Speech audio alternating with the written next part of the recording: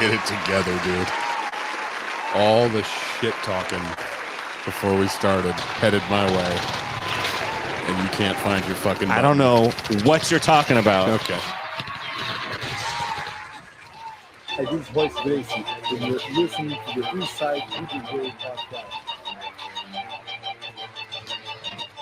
I don't know what you're talking about at all. This is Kurt O'Scanner. This is Inside BJJ podcast. My shit is tight. It's Dude, tightened up. In the last hour, while prepping, you have made me hostile and uncooperative. I don't know what you're talking about. Very convenient. It was a stream trip. I think you want everybody to smoke weed. I do. Everybody. Except me. I don't do that.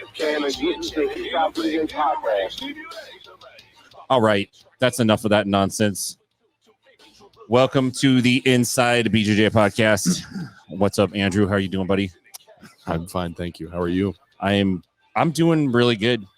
Really amazing. I'm sitting on my wire. Omar Martinez, what's going on, man? What's up, man? Thanks for having me back, gentlemen. Oh, it's fun. Hello. I really like having Omar here. I So- love to be here. Yeah. What's supposed to be? It's nice to have a regular person to come converse with. Somebody that doesn't worship Satan. Okay. Nope. What? He just looks like he worships know. Satan. Like Satan, I deceive. I really like Satan. I just don't worship him. I just don't love him. Yeah, not in that way. I'm that way. We got a nice little show lined up. Mike John's going to be checking in with us in a little bit. He is the PGF Season 6 qualifier winner. So, He's a beast. Nice. yeah, he's a real beast, I dude. know. I've He seen him.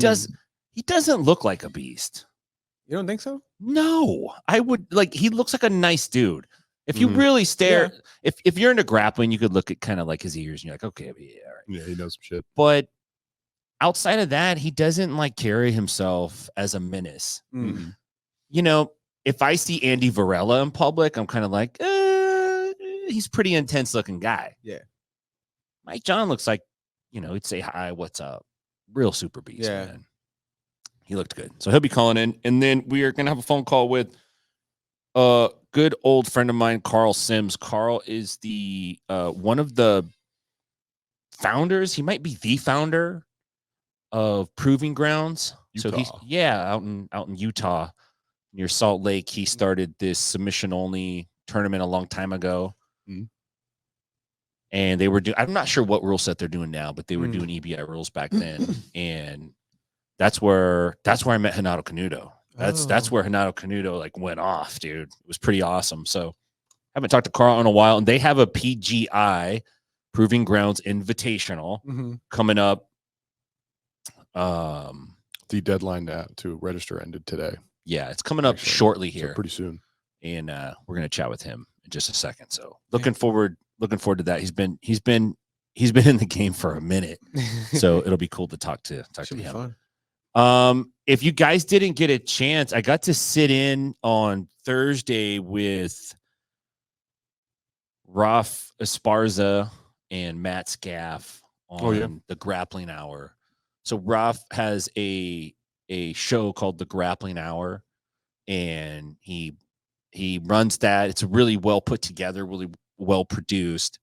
So we're all three going to be doing the pre-show stuff for PGF. So we're like, hey, let's get together and practice. Yeah. Let's just, I actually thought we were just going to practice like on a fake goof thing. I don't know what I thought. I don't know what I was thinking. And Ralph's like, oh no, I'm going to get a whole show out of this. Like, No, we're doing the pod. this is like one less thing I'm going to have to do this week. Like, you know what I mean? He really Knock jumped this on bitch it. He's like, I'm knocking this out. Yeah. But man, it went really well. I had a real nice time. Nice. And it's a lot of fun when you just get to sit down and just put the headphones on and you just you're not doing anything. Yeah. Somebody else is doing all the shit. Yeah. You don't have to worry about hitting buttons. Nothing. Yeah. Must You be don't have to nice. do shit. It's- Yeah. It's great. Must be nice. You Yeah. just I mean- show up, you just start talking, man. Yeah. Yeah. Yeah. You just look good. You just out here. You look good. You say some funny things No back and forth. Some responsibilities. rat-a-tat. No one's know? yelling at you before the show and then claiming they don't know what's going I on. mean, I'm also not messing up anything before the show. That's a fair point. I Get the fuck out of here. that doesn't talk negative. No, that's not true. Anyway, So we had a great show, and if you guys get a chance to check that out, check it out. you were defending some very funny points, so it would be cool if people looked at it. It's yeah, funny. It was we a had a show. real nice time. Yeah, that's for sure. We're gonna start doing that every Thursday Oh, yeah. at 1 p.m. Central, and that goes out live. It's a live show, but you can also watch it. I did not know that. That's cool. Yeah, if you check out YouTube, you can watch it. We're just gonna get in as many reps as we can before. What's the name of the show again? It's called the Grappling Hour. The Grappling Hour. Yeah, you could. It's all over YouTube. It's Yeah. everywhere. You can find it. Yeah, I'm gonna check it out. Yeah, it's actually pretty good. It's real good because I'm in it. Like Yeah. it's really stepped up a level. Since- higher since this level. last episode. Yes, I've really Sick. noticed lately they turned the corner, Mm. like a sharp turn. You know, Like almost exactly 7 days ago. kind of going like, yeah, no, just less than that. Weird. 48 hours ago, just Oh, that's right. now Yeah, it's yeah. going in the other direction, Yeah. Until perhaps you're on again. going back down. Okay. Yeah. So anyway, you could check that out. When Tim Freeman comes on the pod, we have literally tens of viewers. Dozens. Yeah, no, that's for real. So, what was that all about? No, I thought you were fucking with me. Nah, it's funny because the pacing of that show is so fast. Everybody gets a minute to talk, Mhm. and it's like bam, bam, bam, bam, bam, Oh, and there's no time to let something breathe a little bit or haw around. do you or- feel like pressure to get what you need to say out like right away, or Nah, I mean, like a quickly? little I mean? bit, Yeah. especially the first couple rounds was like, okay, I'm trying to like get my chops going. Yeah. And Yeah. then after that, it felt comfortable. Felt like you were more like you were just talking. to Just someone. talking. Yeah. You have to do it that way, right? Right. You have right, to just like get into the actual conversation. right. If you're worrying about like how's this going to be perceived, it's like for sure going to come across. I weird. mean, now that this is, I don't know, what is this, like my third or fourth episode Yeah, here? Like the first one, it was just like that. I was like, Yeah. what do I say? Like, what Yeah. do I not say? Oh crap, there's a fucking camera yeah, in my dude, face, it's like so funny. it's so weird, you don't Yeah. feel like you could just talk like you normally do, like around people. Yeah, I've had people who would come on the podcast like in person when I was doing it in California. Yeah. And some people would be really uncomfortable. And we weren't even doing video. We were just doing audio. Oh, It was strange. just mics, man. Like Hmm. just us sitting around a table like this with no cameras, just audio. Yeah. And just to see people like really get nervous and then want to stop and start over Yeah. again. And I mean, it's different, retake, right? it's- Like it's not like when you're talking and it just whatever you're saying just goes out into the universe. Like nobody else is gonna hear it ever again. It's just whoever's there. But Yeah. now it's Yeah. like living somewhere. yeah. Mhm. So I don't think you're as, for me, I wasn't speaking to somebody, I'm not as aware of myself or like what I'm doing. yeah, But because I got buttons to press back here and slides to change and things to manage and making sure I don't get yelled at again. I'm forced to sort of look at this and I can see myself, and I'm sure this isn't unique to me, but I don't like that. yeah, And I'm just like, oh, sure, that's how I look. Oh, yeah, God. yeah. That's rugged. Yeah. Yeah. Right. So that's Right. distracting. And so I've made it a point to now, having done the little bit that I've done, ignore that. And Right. I'm just looking at the things I need to look at, and I just ignore. Yeah. Yeah. A lot of times I'll take the video screen off on my computer so I can't even see Mm. what's there. I'll just put the notes up for the show or something because it's easy to kind of get distracted looking at yourself and then you're like, what the fuck am I doing? This I is don't know. weird. I'm not that big. No, you're not. I'm late for work. I was just, This is coming from the guy that's saying it's nice to go on a pod and just look good. Yeah, but I don't sit there staring at my mirror. Okay. Like I already know I look good. I don't have to keep looking wow. in the mirror. Jesus, this guy. Not that- Stacked conceit on arrogance. What are you gonna do about that? Nah, Yeah. gotta stay positive out It was weird coming on the pod the first time. I'm like, man, I really hope we talk about me. here. I know a lot about that topic. Yeah, that's for certain. So yeah, man, what's going on with you guys? I've been like super busy all over the place. You have been all over the place. Working on lots of different things. Like I told Omar, like I'm doing like 5 things at the same time right now. Just trying to get a bunch of shit done. Trying to do some stuff in the gym to change up some things here. Mm-hmm. Trying to, you know, do all this stuff that we're doing here, right?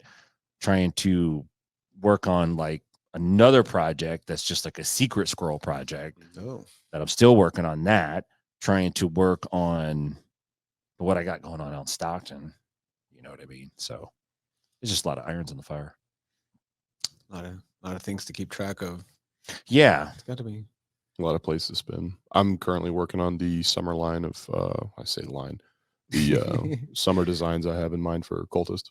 Oh, nice. Are you gonna like make them more affordable so you could actually buy your own clothing? It's not that they're not affordable, it's that I can't afford affordable. Let's put it that way. I think this is the brilliant way we market Cultist is we say this designer's so fucking good, but he's broke. He can't even buy his own shit. Yeah. To be fair, it is print on demand, so they take a large majority of it. So I've made it so that like they're as cheap as possible, and I still quote make $2, I think, on every shirt. I think the most I make is on like a pullover hoodie. I make like 6 or 8.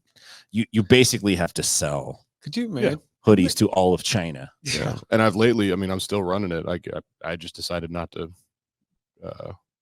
stop. I just all the proceeds I'm saving up and giving the Guardian. So nice. So I really love the program. So there's that too. So it cost me essentially. I mean, the app that I use to design all the stuff on is like $14 a month, which is a hit I can take, and it's enjoyable to do. So it costs me $14 a month to do something I like to do, and then all the proceeds go to something awesome. Yeah, that's pretty cool. The summer line stuff is going to be like pinup inspired.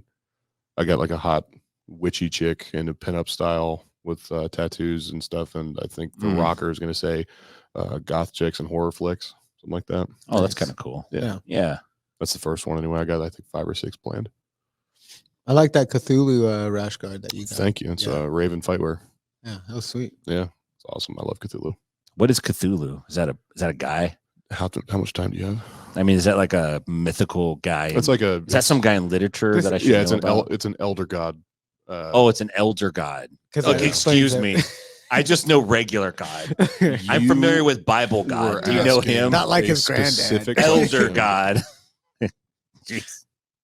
Okay. What have you been up to? Yeah. He's an elder god. What is an elder god? How much time do you have? Well, I mean, is this a Dungeons and Dragons thing? No, it's a Lovecraft thing. H.P. Lovecraft, one of the original cosmic horror writers in America in like the 20s. Okay. Elder god. Him and Helen Keller. Kellen. Holy shit. Yeah. Helen Keller were kicking it. Really? Yeah, and Augustus Derleth and a bunch of other writers in early it with sci-fi. Helen Keller. How did Helen Keller kick it? I still don't get how she existed. Probably not. Bro, I just heard that the Helen Keller conspiracy that she didn't exist. That she was not like a thing. Yeah, I'm with that because as soon as I've heard this as well. As soon as you find out that Helen Keller was super into eugenics, you're like, this is fake. There's no way. Yeah. By the way, that's the context with which they kicked it. They were both huge into eugenics. How this is what I don't understand. Maybe I'm just ignorant. Probably. I don't know anything. I'm a fucking can't confirm. Maybe not about this. Moronic. But she can't see and she can't hear. And she was also, because no one understood how to deal with that, basically learning impaired until she was much older. Okay. How do I teach you about the concept of eugenics then? How do I teach you this concept? No, I mean, if you're a eugenicist, like, you shouldn't exist. Helen Keller, by many eugenicists' definition, would not have existed. So would not have lived to very old. My understanding of eugenics would lead me to that conclusion as well. So bearing that in mind with the conspiracy theory, that makes sense to me that's all bullshit. Yeah, I mean, but that was like the thing in those days, like eugenics and I don't know. That's just a wild story. It was a dude. weird time, man. Yeah, man. The Well, early it sounds like a 1900s was Helen weird Keller. time. Helen Keller conspiracy seems real fucked up to be into, though. Have you seen the video? Like, what of are you it? into? I'm into Helen Keller conspiracy. Like really? It's Not like, 9/11 it's or like there's something no cool? redeeming value to Yeah. it. Like I'm debunking the story of a lady who was blind and Yeah. couldn't hear. But Also, if you don't live in the South, you probably don't really even know who that is. Helen Keller? Yeah. I don't know. She's presented to me like she was a hero. Yeah, me too. In school? Yeah. Yeah, dude. Yeah, On the really? West Cool. Coast, Okay. we were banging Helen Keller Yeah. out there, dude. You were what now?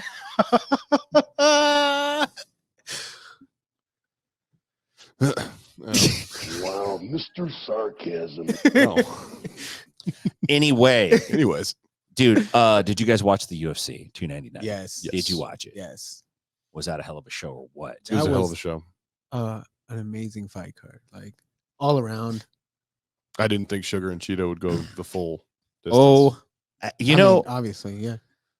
damn, I was impressed with both guys. Me too. You know, for sure, I was impressed with Sugar. Like, That Mm. that level of skill is damn, ridiculous. and he keeps getting better. And Cheeto's no slouch either. By the way, No, he not at all. Pulled some great combinations off. He did some nice Some things. sneaky shit. Yeah, Yes, he did. It's just he's so goddamn. he's Just just look. that much better, man. Like Listen, his striking. now is just, he is.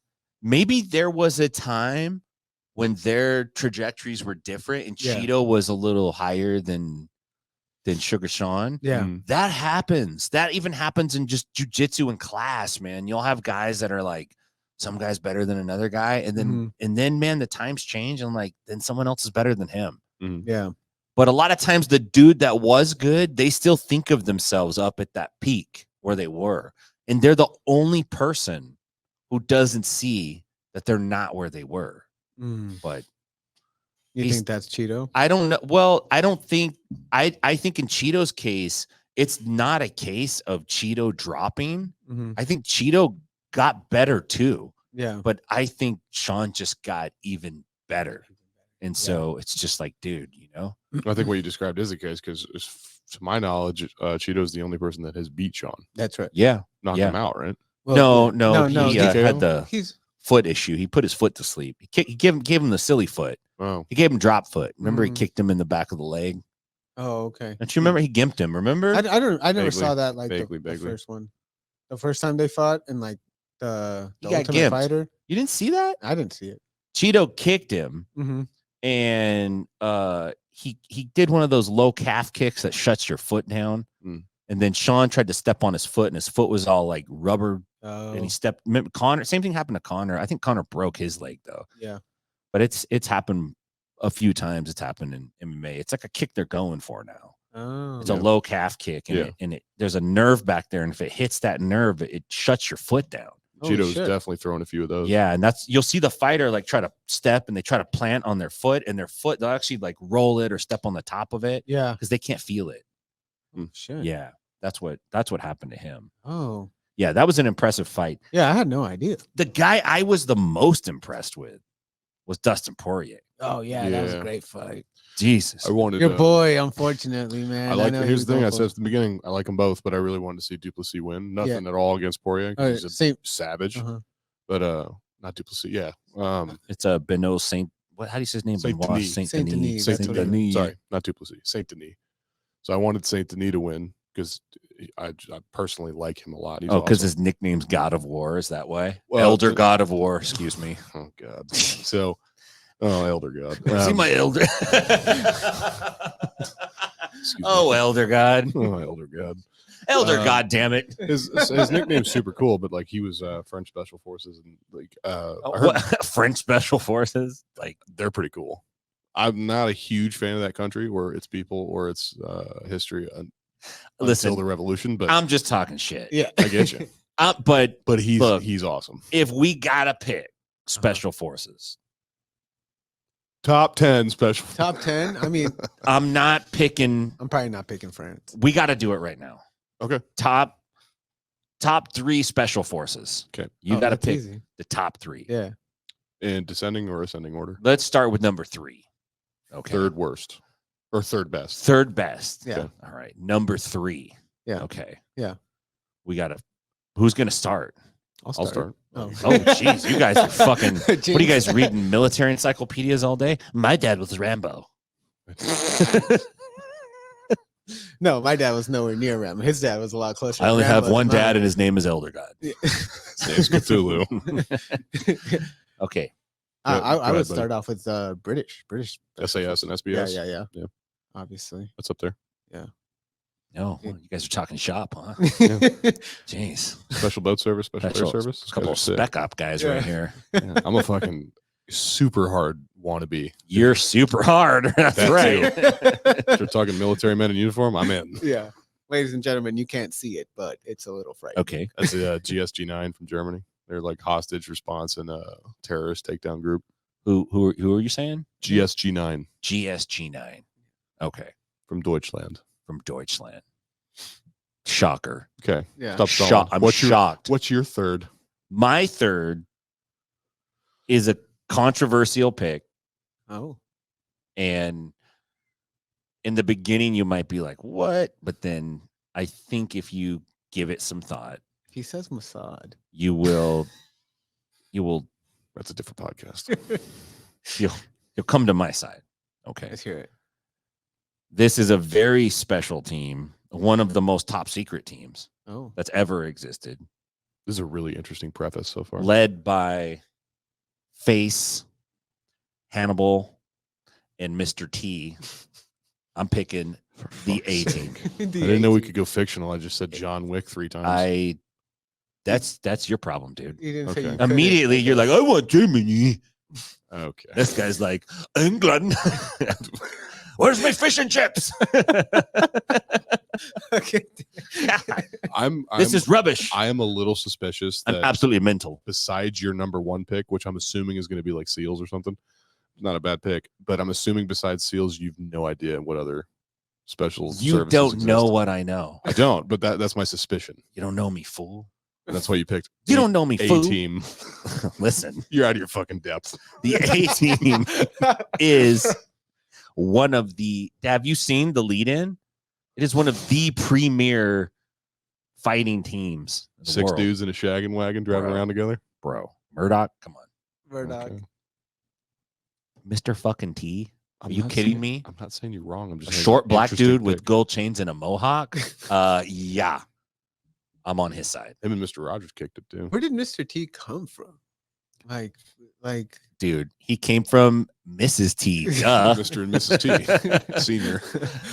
No, but was that like a person, like that character? Like I don't Who's know. him, dude? Ain't no character. It's me. Have you guys ever seen like Mr. T versus Cats?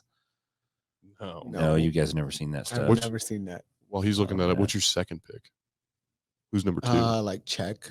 Like Czech Special? Yeah, Czech. Nobody knows about them. That's Yeah. interesting. Yeah. They're awesome. Spetsnaz. Yeah, they're Oh my god, dude. The joy that you say space dot, like you say sick. it, you say it like They're cool. They're Spetsnaz. Okay.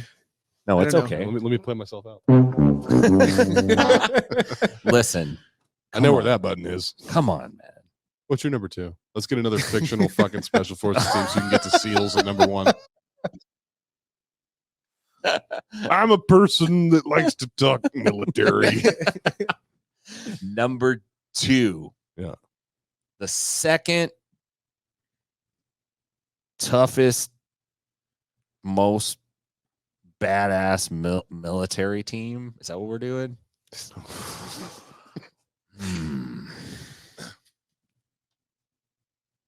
I'm tempted to go with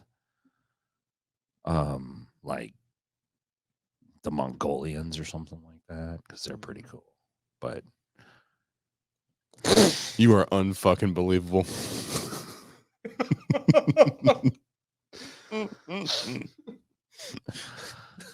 Dude, I was looking forward to doing this before I got here. Yeah. The general Mongols. Just but Do Mongols have a special forces? I'm Yeah. not sure. listen, Is Mongolia they a do. country? I think it is. it I'll is give you that. You talking like Senior Staff Sergeant Genghis? Is that who we're talking? oh man, I'm gonna go with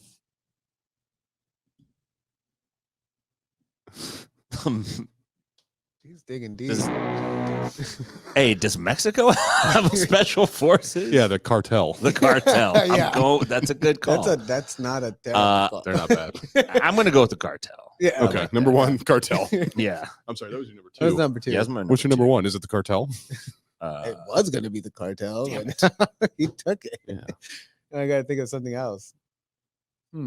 He gave it to me. Yeah. I literally. You said fucking Mongols. Was that yours? Yes, Okay. that was what I was going to I pick. knew it. And I was like, I'm going to lay off Andrew because what I was going to say is some fucking dumb idea you would say is the Mongolians. I know you too well now. I wasn't going to say that. I know you were. Who are you picking? I think number 1, I would just pick like LA SWAT, man. LA SWAT. LA SWAT. Wow. Is the best? Dude, yeah, the best at fucking people up. No, not the best. Like, dude, protect and serve ass whoopings. I don't think it's the best, like, at doing the things. I just like them the most because they're cops. Is it a Colin Farrell movie? Dude, they're freaking cops and they're fucking out there doing like they have a tank, military shit. Yeah, like, it's a wild, tank. You know, yeah. I'm not saying that they're just the most badass. I'm to from me, Cali, dude. like, don't come at me like that. If you're from the People's Republic of California, Listen, it dude. doesn't bother me. Okay, now it's unmuted. Damn. All right. So, we apologize for that. This is going to be an amazing fucking circus of an episode here, but we lost the power, dude. That thing's real sensitive. A lot, yeah. Seems like. Yeah. I wonder what we could do about that. Keep me away from it. That's for sure. We're kicking it. Yeah, I actually touched the. I had to touch it. Obviously, So I he's gonna go touch it. it. I love again? that you were recreating that so we can lose power again. I'd be like fucking Andrew. Yeah. Okay. So whatever, man. Doesn't matter. It's part of the game. So anyway, we were going through our special forces. Oh, back to number 1. Andrew was about to. So I think, Omar and I had real answers, and Tim talked about the A-Team, the Mongols, and who else? Who the fuck was your number the one? cartel. Cartel. That's my number there we 2. go. I gave 2 numbers. So I mean, LA that's SWAT, right. like for me personally, is like Number 1. interesting. Yeah, but I think if I had to go for like a military thing, it'd be like, I don't know, Army Rangers. I think they're pretty sweet. You think so? Pretty tight. I like the Rangers a lot. They're really cool. Yeah, Do you know them personally? I know 3 of them. Okay. I know one.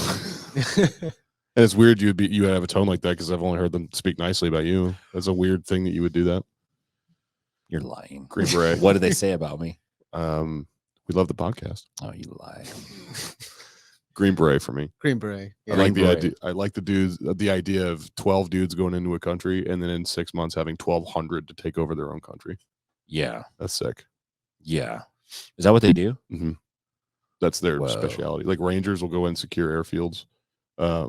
SEALs are like the hit team. Well, Delta does that too, but Green Berets, my understanding is that like 8 to 12 of them can go indigenous, whatever country we're going into or they're going into, whether we know about it or not, and they'll make an army out of themselves and the locals to take over a country that likely didn't sell us their oil. Right. I'm going to go with a group that's like that. They also do invasions. They also do takeovers, and they did a very big takeover in the late 90s of WCW wrestling. Fucking God. That would be the NWO, known as Oh. the New World Order, starring Scott Hall and Kevin Nash, X-Pac. They were known as the Wolf Pack. Hulk Hogan also came in as Hollywood Hulk Hogan. So yeah, that's my answer. I hate you so goddamn much. And I actually think if we're talking, look, man, who are you gonna call? Right? Ghostbusters? Yeah. Another elite fighting unit. Oh my God. You know, thank you for bringing those guys up. I want those. Fucking Look. honorable mention, Russ. Listen, if it's going down, I want Ghostbusters. Yeah. I'm going Ghostbusters. Uh-huh. I'm going A-Team. Uh-huh. I'm going Mongols, the Cartel, and NWO. Yeah, that's you guys can go get all your guys. I'm getting those guys. If we're doing your silly Sally shit, it's still John Wick 3 times, and I'm going to frame you to make it look like you killed 3 dogs. John Wick's, come on. One guy against all those guys. Once seen him kill a man in a bar with a pencil. Dude, Sting couldn't even take down the NWO. Sting cries after sex. I would take the crew from different Sting. Never mind. From Predator. Arnold? Jesse the Body whole Ventura. little like the whole cast squad. I feel like there's not a whole lot you can't do with an oiled up Arnold. I mean, right? Is Arnold a nickname for something you need to share with us, or what are we talking about? Arnold Schwarzenegger, oiled up. It looks like we got Mike John. It's my podcast. Yeah, I'm gonna add Mike John to the stage now that we're talking about oiling things up. Andrew, real nice segue.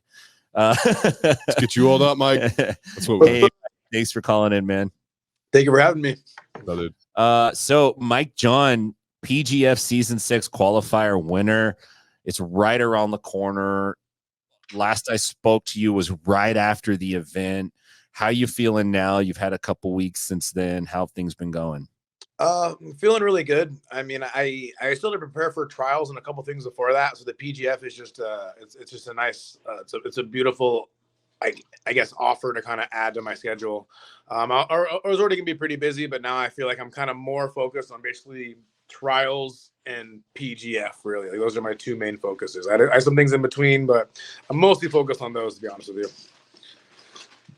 Some of the names have been announced. There's a few more guys that have been announced since we last chatted. Any names on that list where you're like, oh damn, this guy's gonna be there?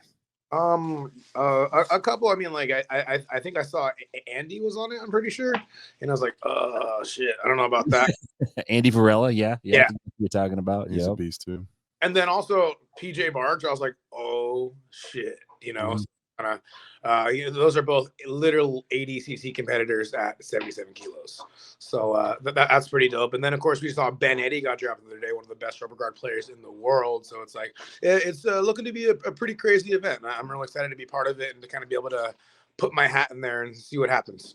What I was going to ask you is, you know, part of being successful in the PGF is winning the team event. Obviously, every guy on the team is going to get 20K.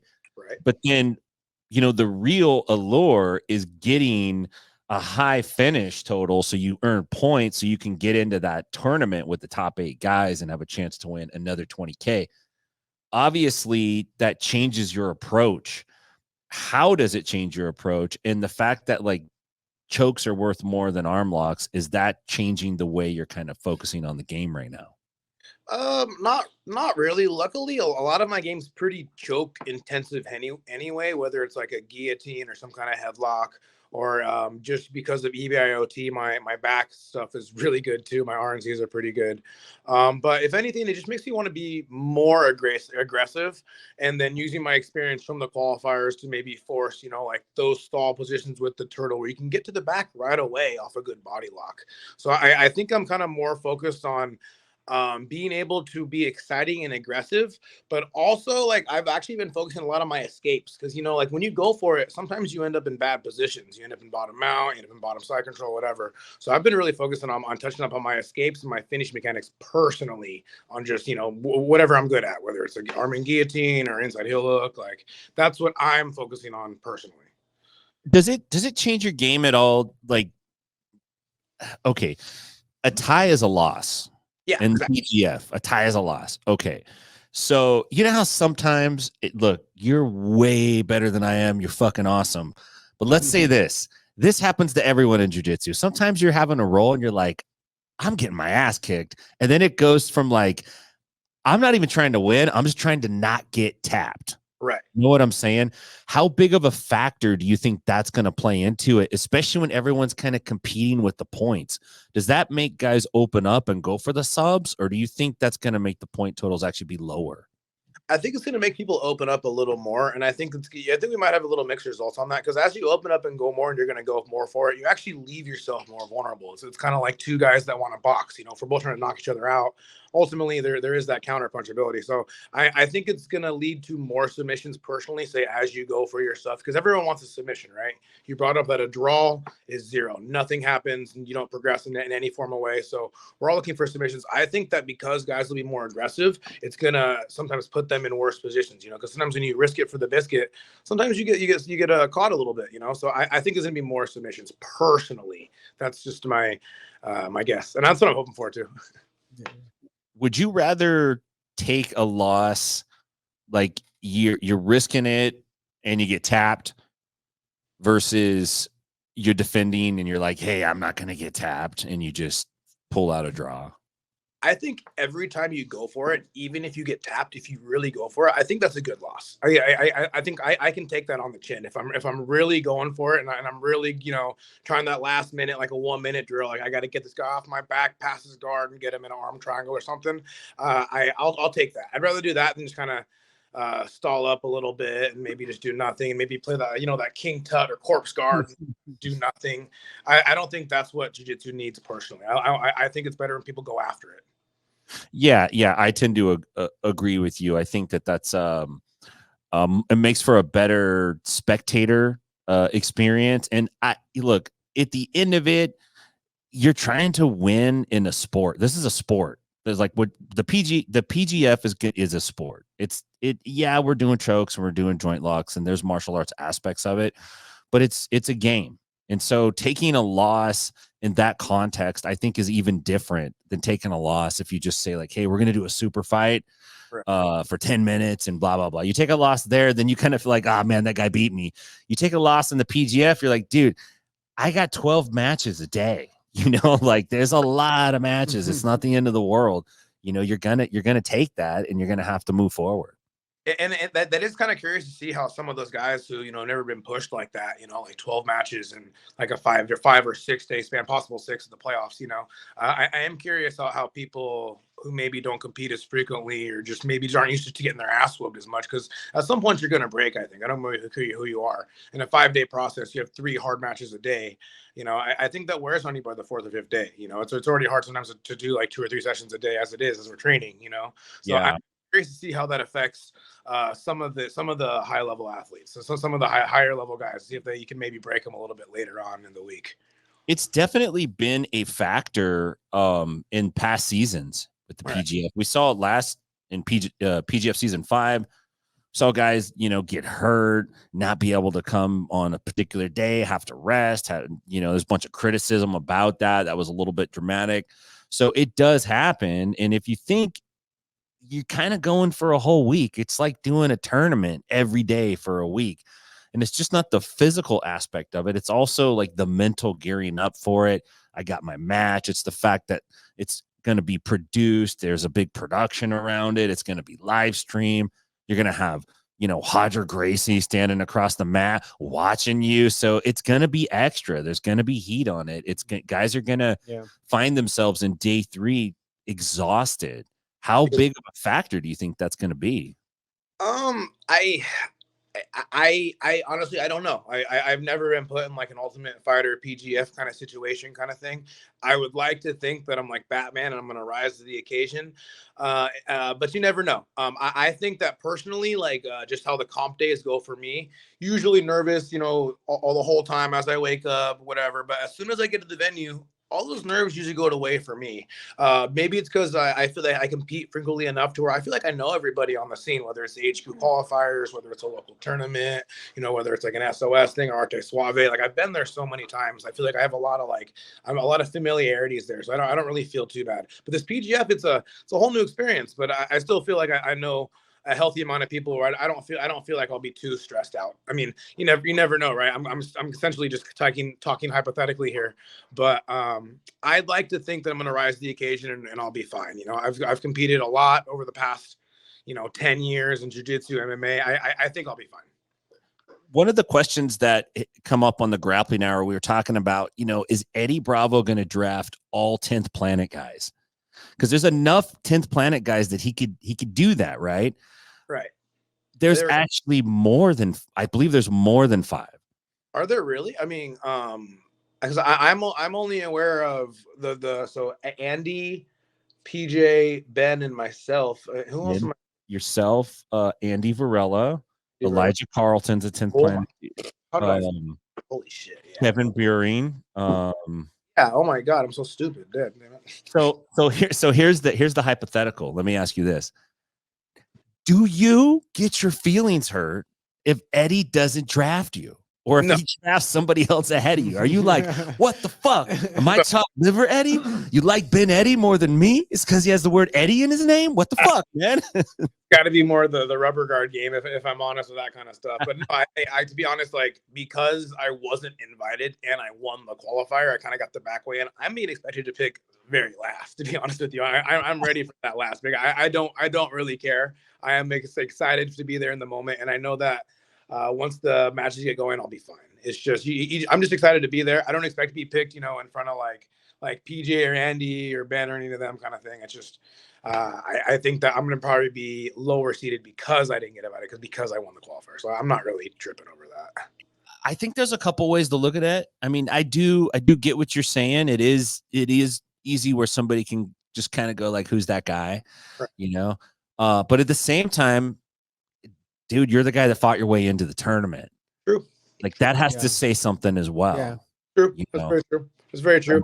Yeah, I mean, I agree, and I know on draft day, that's probably going to my finer points. I wasn't cherry picked or hand picked. I had to fight my way in here to get in here. So that's definitely a point I'll bring up, but it's just something I consider, when the coaches are going through their, who I'm going to pick first kind of thing like that. Cause I've definitely thought about that too. It's hard not to, but they're going to bid. They're going to have like a certain amount of PGF dollars and they're going to bid on the athletes. And so, my thing is like, I'm thinking as a strategy, check this out. I was thinking you might be able to bid $1 for somebody in the first round. Listen though, hear me out, because everyone's going to want certain guys. Okay. So you bid $1 for somebody that's actually pretty decent, good value. You're like, I got that guy for $1, right? Now I have the whole rest of my budget to pull in these other good dudes. That is true. That is true. Because you have like a certain salary cap, essentially. You don't want to blow it off. Right.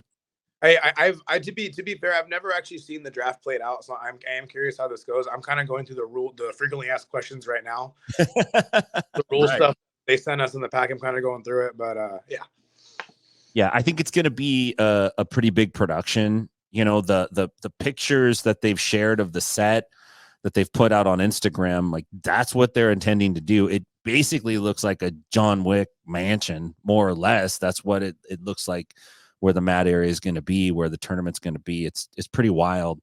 So I think that's going to be a really neat thing. Oh, there we go. We threw it up on the screen right there, that's beautiful. It's pretty wild, right? Very, very like kind of like professional fight club-ish, just a bunch of gentlemen on the side watching. I wonder if do you have to wear a tuxedo to go though? That's what I wonder. I don't. I highly doubt that. You're not going to get too many dudes in the jiu-jitsu crowd in a tuxedo out there. I think only Raph is going to be wearing a tuxedo personally. Yeah, he would. He'd show up. It's the one I got married in. Yeah. Tuxedo rash guards. There you go. Yeah, with a cummerbund. I'd wear that. Well, actually, no, I have to wear a very certain kind of rash guard now that I think about it. So coaching wise, man, 4 legends in the game here. We're talking Hodrick Gracie, Eddie Bravo, Higan Machado, Andre Galval. When you come into this setting, if you get drafted by a coach maybe that you haven't worked with, are you expecting or looking to this coach for advice or guidance, or do you kind of just view it as more of like, hey, this coach is strategically trying to play the game to win, and I'm kind of viewing him as that, like a strategist when it comes to picking the matches, but when it comes to doing what I do, like that's on me. Yeah. I actually, I kind of want to I guess you just talk to the coach first and see where their head's at first, before I kind of make that kind of jump kind of thing. You got to think that they're looking as a team as a whole, right? Because they have 5 people. They probably did care less about I don't want to say care less. They're probably thinking more as like the bigger picture, like the team. I say care less is probably a terrible thing to say. They're probably looking at the bigger picture because they're looking to beat, the other 3 coaches to win the team thing. So you got to think they're probably looking at the bigger picture, and that's what I'm thinking anyway. But maybe beyond that, because jiu-jitsu does get pretty personal. Sometimes you get pretty invested in the guys. Sometimes you roll with them, and you want the best for them. Maybe they do give you some personal advice, like, hey, for you to win this match, not just for the team, but also for yourself, you need to do this kind of thing. Do you think there's any potential for athletes to get into it with each other, or potentially with a coach, given the pressure and the stress, especially like, let's say you get picked on a team and like everybody on your team is just screwing up, man, and you're like, fuck, we're not going to win this money. Does that like kind of make you want to maybe like flex on somebody a little, or like you say, what up? Like, what are we doing? I don't know, man. I actually don't really like being that guy, to be honest with you. I'm kind of more just I'm kind of like more quiet. I like talking smack with people who are okay with it, kind of thing. But I'm more quiet. Like if people are getting maybe they're not doing so well and all that, it's just like I'm not gonna yell at them like that. I'm probably not gonna be that like like Michael Jordan, yell at the teammates kind of thing like that. Just for whatever reason, is not who I am. I don't want to be that guy. I'd probably just do my best just to win my matches and hopefully lead by example personally. That's what's in my control. And then maybe someone who I feel close to. I know that I do consider like Ben Eddy like a friend personally. So like say if he needed help, I'm going to be there for him. I'll be his hype man. I'm going to do what I can for him kind of thing. But I don't think I'd be like a Friday for any given Sunday kind of moment. Like, come on guys, like let's rock it together. Like this is, we only got 90 more minutes. Probably not do that. That's just not who I am. Do you expect anyone to be that guy? You think there's any personalities in the group that you've looked at? Maybe like an Andy Varela, because he seems pretty good about leading his team of ninjas at his school. Maybe Andy Varela. I don't really see anybody else. I don't want to name names, but I can see Andy Varela kind of like doing that. Come on, motherfuckers, let's get this shit going, kind of thing. Let's do this. Let's pick it up. Like time to fucking work, stuff like that. That's the only one that possibly comes to mind. Andy Varela is going to show up with his kids' class. Oh my God. He's going to bring all them freaking kids in, dude. They're going to invade. They'll be standing on the side trying to intimidate you guys and like punking you guys and looking at you. He'll be ready. Have you seen the highlights that he posted of his kids? Like they're just like picking people up and just dumping them. It's like, good God. It's insane. Yeah. He's doing something right is what he's doing. Super special over there.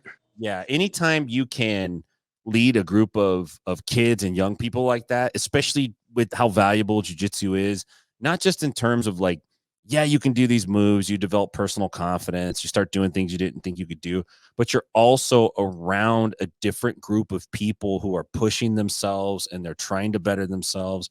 And that goes a long, long way, especially for a young person who might not have as many positive role models or mentors in their life. They get exposed to that at jiu-jitsu, and that goes beyond just doing moves and, learning how to choke people and all that kind of stuff. And the earlier, the better, to be honest. I feel like I was at like 18 years old. I was looking for guidance. I was looking for somebody to kind of show me how to be a man, so to speak. A lot of times you look for martial arts, but a lot of times you find more than that, and who you instructor. So yeah, no, I you picked Eddie Bravo. You're like, Eddie Bravo, Eddie, man. Yeah. No, I definitely. I actually was listening to podcasts of him and Rogan before I ever even did jiu-jitsu. Like I was at a junior college. So I think like studying like speech class. I mean, I was listening to like podcasts. Well, that guy sounds dope, kind of thing. And here I am now. Like isn't that wild? Later, it is. It really is. I remember the first time I was in HQ, and I was like, oh my God, like fast forward, 15 years, like I'm here. Like holy shit, I kind of did it. Yeah, you did. I mean, and how did you do it? You just did it. You just started doing it. Show it up. Like I took a lot of L's to even get anywhere. I took a lot of I had to tap out kind of thing, but I just got to keep going. Yeah, man, dude, I am stoked to see you at PGF season 6. Me too. If you are watching or listening, you could get more on that if you go to PGF World or PGF.world. Got all the information. Mike John, I think you're going to kill it. I think you are one of the under the radar guys right now, but I don't think you're going to be that way very long, my friend. Thank you so much. I appreciate that. I always envision myself like a dark horse, and I've always said I'm really good. I just got to get on a platform to show it. So here we are. here we are, man. Hey, thanks a lot, man. We'll catch you soon, brother. Good luck, Mike. All right. See you, bud.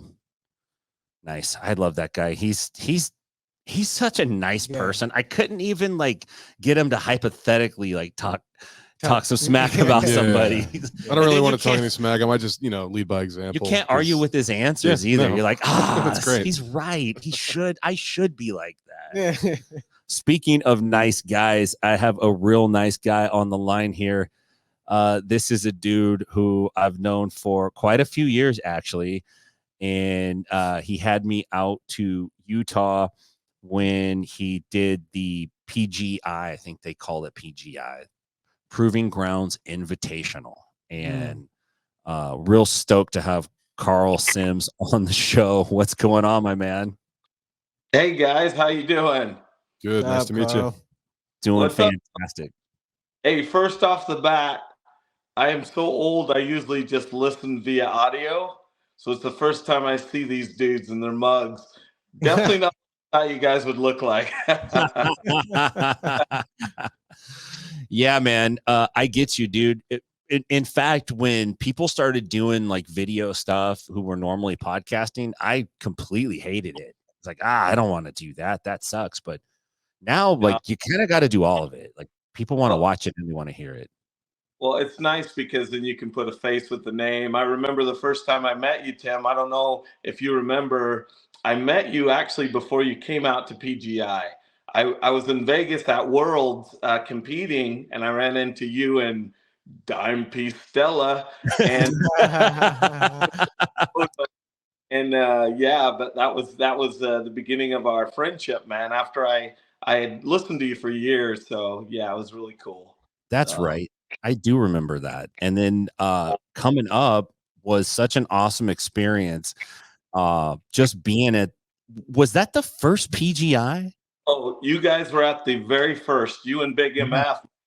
So you guys came out. I don't know if you remember, like I was actually working with Matt more than I was you. Yeah. And then you guys came out. So that's right. I think Matt was announcing it. Wasn't he like doing some announcing? Dude, he killed it. He announced it, and it was like, so with the very first PGI, we were kind of like trying to figure it out, and we funded everything ourselves, me and a couple other dudes, and man, like our prize for the first show, which doesn't seem like a lot, was $2,000 for each bracket, and we had 3 brackets. So I don't know if you remember that, and that's when we had dude, the guy you had on just the other week, Hanato Kanutu. Yeah, dude, I know, man. Yeah, so speaking of which, just for the record, Tim made me sound like we did him dirty when he came out and competed. I knew he was going to bring this up. I freaking knew it. Tim does that, by the way. I knew he was going to bring it up. Brutal. I was listening to the show because, speaking of which, I'm so stoked you guys are back on the air because you guys were off for a while, but I'm listening to the show and all of a sudden Tim's like, yeah, so they changed opponents on me at the last minute. I'm like, dude, that's so dirty. But we did switch opponents on him because the guy dropped out. And then it was just like Hanato, bro. Enrique, we had no idea who he was. And Enrique came out, and that guy was a savage. I felt bad. So, but it was cool, man. That guy was so good. But then later, I didn't feel too bad because I'm like, damn, that guy was really good. He was way better than I was. But, it's crazy because Hanato was kind of not known at that time. And, dude. Yeah. He tapped out Bill Cooper. Remember? He got him in a flying armbar. Dude, it was a crazy story. So Bill came out, and, dude, it literally was like, is he going to show up for the event? We didn't know. He was staying at my buddy's house. It was crazy because we're such a small organization. But anyhow, Bill came out kind of strutting and acting, like Bill. And all of a sudden, Hanato just locked up with him, flying arm barred him. And I was like, damn. Everybody was in shock, dude, but it was pretty cool. Yeah. That was, Bill Cooper is one of those guys that his name doesn't come up as often as it used to, but he was one of those dudes, especially he did a lot of no-gi grappling. Him and Jeff Cooper were really well known. I remember watching mixtape videos of those guys like pulling all kinds of subs off and doing all kinds of wild shit. So to see somebody do that to him, it was like, who is this guy, Hanato Canuto? Like, where did this guy come from? It's crazy on that too. He was kind of a last minute entry, and a guy named Eddie Morey from here in Utah said, "Hey, I've got this friend down at Drysdale's in Vegas." And so the guy at the time, he was kind of, like I said, an up and comer. He had bought a bus ticket to get up to Utah from Vegas. And I actually bought him a plane ticket, flew him out here. And dude, nobody knew who that guy was. But after that, everybody knew who he was. It was crazy. I mean, he's one of the main guys, I think, in PGF season 6 coming up. Like, for sure, anytime his name is in a bracket of dudes, there's going to be a high chance he's going to come out on top or very near the top. That dude's badass. He really is. And the thing I love about jiu-jitsu is that while there are bigger organizations like trying to do these really gigantic events, there's always a Carl Sims who is dominating a region, and all these talented people, they flow through these particular places, and all you got to do is go visit that place, and you start realizing, like, damn, look at all the people coming through here. And there's pockets like that all over the country of jiu-jitsu. It's really, really still a pretty cool thing to check out. Well, it's crazy, man. That's kind of we know who we are. It's like, we know we're just a small fish in a big pond. And, we've had Amy Campo has been on our show, ADCC, champ, who beat Gabby Garcia. She's been on our show since she was a little girl. That's so crazy. She's on our show back in the day. Keith Krikorian has been on our show. The funniest story is, I think I told you this, bro. So I am a jiu-jitsu guy, but I'm not a jiu-jitsu fanboy. I just love jiu-jitsu, right? So back in the day, I had all my applications come through, and no kidding, Craig Jones put in an application. Wow. Up and coming, but he wasn't huge, right? And so I'm like, I don't know who this dude is. It says Australia. Nah. I paid for that ticket. But bro, he had a girlfriend here in Utah, I guess.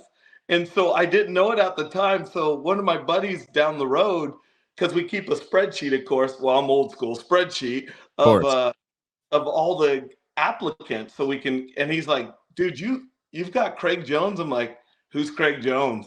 He's like, bro, you don't know who Craig Jones is? And this is years ago, right? So all of a sudden I'm like, so after the fact, Craig comes out here to a seminar at Amir Alam's place, 10th Planet, Salt Lake City. And so Amir knows the story. This asshole calls me out right in front of Craig. He's like, hey, this is the dude who didn't think you were good enough to come out to his show. Wow. Thank you, Amir. Holy moly. That's Amir, bro. You know Amir. Yeah. Oh, yeah. Wow. How, given that you've been involved with this for such a long time, what kinds of things would you say have changed since the beginning, kind of to where you're at now? Sure, man. It's crazy. I just had this talk the other day. I've been in jiu-jitsu about 15 years, fought a little bit of MMA before that. And, the culture is just different, man. And I mean, some for good, some for bad. Some of it's good, some of it's bad to me, because like a lot of the young guys don't have maybe the respect that we had coming up. And that I'm 53, bro. So I'm old school that way. But that's one of the things that I've noticed has not been it's not a positive, I don't think. What do you mean by respect, though? Is it like particular behaviors that are in the gym or the relationship? Well, I think part of it is like social media too. That, like, I'm gonna give you for instance. At our last show, we had an all-women show last April. Man, there's a kid that came on, was kind of talking smack to a couple of black belts, and just like online, just talking trash. And I kind of pulled him to the side in a private message and was just kind of talking to him. I'm like, hey, man, he's a blue belt. You don't really do that. And he's kind of piping off. And I'm like, dude, I'm old school. I'll come to your house and whoop your ass. Yeah, right. And I mean, I hate to say it, but kind of when I was coming up and kind of how we are, you know, it's that old school, not Brazilian, but you know what I'm saying? We're just kind of. Yeah, yes. You know, it's the reason I asked you that is I've been thinking about how the type of people that were training when we started seemed like they were a harder kind of a person. 100%. You had to be more respectful and careful of what you did and said. There were like, you know, all the picture taking we do, and I do it. There were no pictures being taken. If you were trying to circle the group up every damn class and take a picture, you would have got your ass kicked for that. 100% that would have happened. It's funny you say that, man. That's like literally, I always say to these younger guys coming up, back in the day, we took some ass whoopings, bro. I mean, it was just harder jiu-jitsu. You know, I mean, when I started, my main instructor was 340 pounds. I mean, big dude, right? And he played football, college football, big brother. He's a huge dude. Mark Johnson, the coolest guy. In fact, he may have been Mark Westside Johnson. I love that guy. Big Mark. And then everybody else was huge. There was me and one other little dude, right? So you just had to battle. So, but I like that because I think now my jiu-jitsu, I'm really hard to submit. But it's just because we were tough, man. You know, I compete a lot. I'm still a competitor. I compete at Worlds a lot. You know, I haven't been tapped since I was a blue belt in competition. That's awesome. Just one time. Guess what time I was tapped after that? What? Do you remember the first Proving Grounds? Juan Bernardo. Do you know Juan from up in Oregon? Yeah. I know Juan. Yeah. So Juan came in, was trying to make weight. I know I'm jumping around, but Juan came in, was trying to make weight. And I'm like, man, this dude, come on, bro. And he's like, acted like he's sick. I'm thinking he's pretending. He calls the next morning and says, hey, I'm not going to be able to compete. This was our first show, so I don't have a bunch of backups or anything. I remember this. Yes. So the lightweight bracket, I'm a purple belt. It's brown, black belts, and whatever. I jumped in at the last minute and I competed at our own show. Got my ass handed to me. Think about that story. So I'm kind of like, this pussy, Juan, come on, bro. You know, dude, he had meningitis. Yeah, I remember we were all talking shit about him, kind of like, dude, this guy, he flaked out. Yeah, he was super sick. Yeah, crazy times, man. But yeah, but you know, it's crazy. From the first Proving Grounds to this one, nothing's really changed in our whole, you know, our company policy, or if you want to say our mission statement. Utah, man, Professor Pedro Sauer came here clear back in 1996, and a lot of people don't know that. I think I've told you this before. He came out when the Gracies first came to the States. Pedro came in 96 to Utah. So we have old school jiu-jitsu from a long time ago here in Utah, you know. So it's cool because we have those guys. We've got the Walt Bayless guys. So I'm kind of a hybrid. I'm a Walt Bayless black belt and I'm a Pedro Sauer black belt. And what's cool about that is I like to showcase these guys here in Utah. I like to say Utah versus the world, man. So we bring a lot of guys in and we just, man, we can scrap here, bro. We got a lot of world champions, man. It's crazy. So, yeah, Utah has really good jiu-jitsu. It really does. There's some real tough dudes up there. And you're so high up. Like, elevation's insane, right? So we're like 4,500 feet. Yeah. So both times I competed up there, I did not account for that. Oh, terrible. Good call. Oh man. Yeah. So, but I think you know when people come out here, that is something that always gets them because they're not used to the elevation. But like the reverse happens. Like when we go compete in Long Beach or Las Vegas, dude, I feel like I got lungs for days, man. It's awesome. Yeah. You have an advantage. What would you say are the things that have changed for the positive? Yeah, man. I think the positive is it's opened up and it's so worldwide, and there's so many people who do jiu-jitsu now. I love the fact we really push the women's side as well. In fact, last October we had an all-women's show. And so those are the days. Back in the day, man, trying to find a couple of ladies even to compete was tough. Yeah. Oh man, that's one thing I love. It's kind of opened it up to everybody. So I think that's my opinion, is it's really cool because, and I think the other thing, which is cliche, you know, you go to a gym and it's legit. You'll have police officers with parolees, you know, rolling on that. So you just meet a lot of cool people, lots of different demographics, a lot of people. I would have never met you, man, if it wasn't for jiu-jitsu. So yeah, that's for sure. I'd be sitting in Stockton still, hiding out. Dude, I gotta tell you, I know this is a different show, but the Uncle Bob story, bro. Dying, man. That is the funniest story, because we all have an Uncle Bob. Well, we all know. I do. I hope not. I got a brother, Bob. My brother's just like Uncle Bob. So Get it. Yeah, man. You know, crazy stuff, dude. We were bad kids. We were raised really strict. We had to go to church so much. Like, we were in church constantly, but we were always doing bad stuff. Like, every chance we got to be bad behind our parents' back, we tried to be bad. Bro, we weren't that smart. We got caught most of the time also. But that's the way. See, I grew up super religious. And the same thing, I think it pushes you to where you want to do dirty, right? It's like a release valve. Like I think so. Like a pressure valve. Yeah. I think so. So Proving Grounds is coming up on April 27th, right? Yes. So tell me about that, man. What is the weight class going on for that, and what is kind of the format right now? Is it still EBI based, sub only, or has it changed?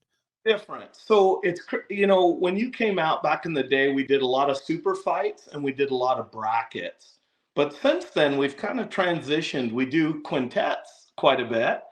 And so we, like at our last show, we had 4 women's quintet teams, and then sparsed in there, we had a lot of super fights. And most of the time, we're trying to do 3 shows a year is all. We're, like I said, we're a small organization. But what we would like to do, we're actually, of all things, highlighting lower level competitors in this show. We're doing white and blue belt quintets, which I'm not kidding you, bro. The women's matches were fire. It was crazy. So we're gonna have. Here's what's nuts. We probably have 16 to 20 teams who have put in their applications. So we're gonna select at least 8 teams for the quintet. And then we have several super fights as well. And so that's kind of the format. And the biggest thing with Proving Grounds has always been, let's give people a little bit of money.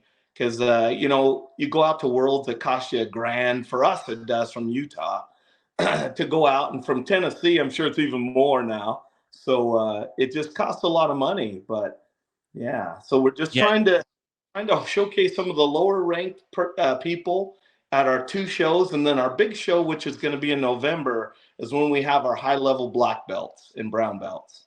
So, yeah, you know, jiu-jitsu is one of those things where the people that are competing in it are often paying to do the competitions. You know, it's like very upside down, you know, when you think about it.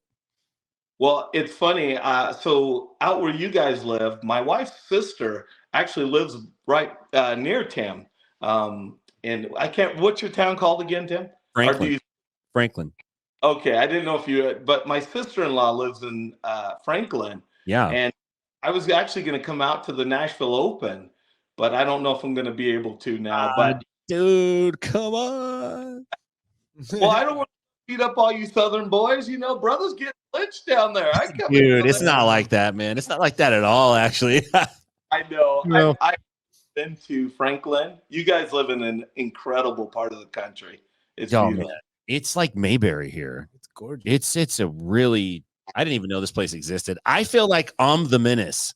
Like I'm the bad person that needs to be avoided. That's how I feel. That's not incorrect. By the way, the Nashville to Salt Lake City flights are about $700 right now. Jesus. Are they really? The couple that I looked at, the cheapest one I found was like a discount airline, which was around $499 round trip. No. Were you going to come out to Salt Lake? I was just checking the prices. I would love to someday. Brother, you know we always have spots. So come out and come. You guys Carl both train. puts your ass on a card, dude. He'll have you out there fighting. Hey, speaking of fighting, Big MF hit me up a little while ago. No. And bro, 230, right? Whatever. Big ass dude. He's like, hey, bro, I got a pitch for you. You know, in Hulk Hogan voice. And he's like, how about me and you in a match? And I'm like, bro, you got 50 pounds on me, homie. He's like, no, bro, it'll sell well. And I'm like, oh, man, I ain't having that, man. Can you imagine opening the Invitational with that match? You versus MF. I think you should do it. Yeah. This is the thing Jiu-Jitsu, as you guys well know. I'm a black belt, but I'm 175 pounds. That big dude a ragdoll my ass. I ain't messing with him. Yeah, he's rough too. He's been pro wrestling for like the last 7 or 8 years. He's real rough. Just like bam, just doesn't give a fuck, man. He's not even trying to grab you. He's trying to club you now. He's just trying to hurt you. Jeez. Well, let's be honest. The steroids has it. Yeah. But you know, it's funny when you were talking about what's changed in jiu-jitsu. You guys were talking about Andy Villara, right? So I have a little place down in St. George. That's actually where I'm at right now. So sometimes I'll shoot down to Las Vegas. It's like an hour and 45 minutes where my daughter lives. So I went down there. I trained there at the 10th Planet when I go down there. And there's such a great place. But funny story, one of those kids you see doing those backflips and stuff on his videos, they paired me up with that little badass. Whoops. Bro, I swear to God, I'm just dicking around thinking he's a kid. That little spider monkey was on my back, choking me out. And I'm like going, it was that black belt, big man strength where you're like, Yeah. Those kids are so good. And I think that's a big difference from when we were coming up, Tim. Blue belt sucked. I mean, now blue belt whoop your ass. It's crazy. The level's a lot higher. I still suck pretty bad. Yeah. Well, you know what? I think the level that's changed the most is on the no-gi side. Guys have gotten really good. No-gi used to be like some good grapplers and then just some dudes that weren't that good. They were undisciplined and didn't want to put a gi on.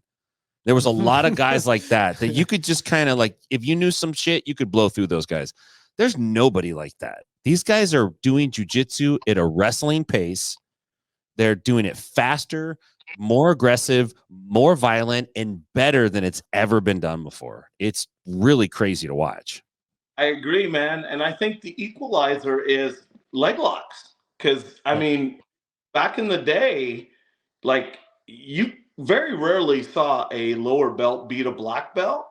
Nowadays, dude, these 10th Planet guys, I go in their gym, you better watch your feet, homie, because, man, they'll snatch you up. And exactly. But it's true. It's like it's changed the game so much, leg locks, that, you know, and I'm a bigger fan of no-gi jiu-jitsu than I am gi. For years, I've competed at Worlds. You know, I mean, braggadocious here, but I won purple belt, brown belt, and black belt Worlds in no-gi.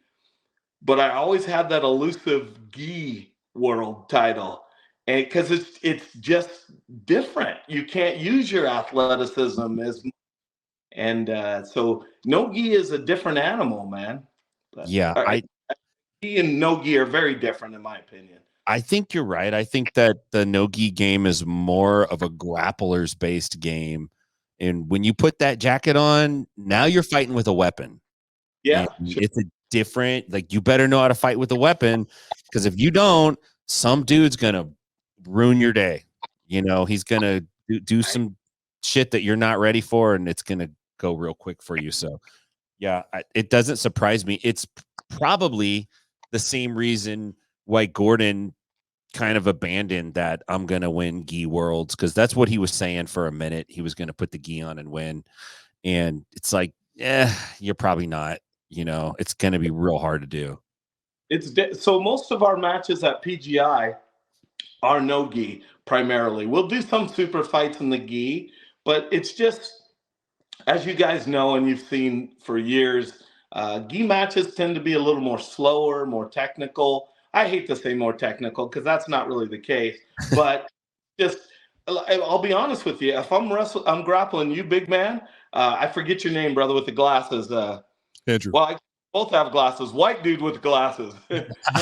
Andrew. My eyes are so bad I can't even read that, homie. I'm plus, bro. I don't have my reads. But here's the honest truth. If I grapple you in a gi, I slow you down. I can hold you. I can use technique, and it gives me a much better chance as a small guy versus no gi. It's like, dude, your big ass is all over me. It's just different. Yeah, that's my experience actually at this gym with this big dude right here too, because the few times we did put a gi on, then I felt like elder god. These guys, they couldn't do anything to me, and I was able to completely dominate him, just like tool him and baby him around and but taking off the gi, it's a different story. I think you're exaggerating, but not by much.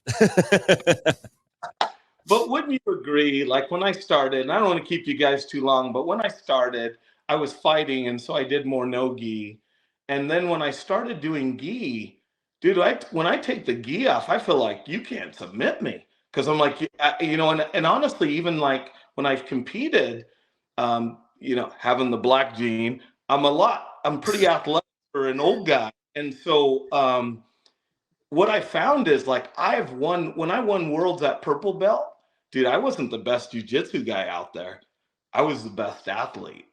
I say it, but it made that big of a difference, just the athleticism without the gi.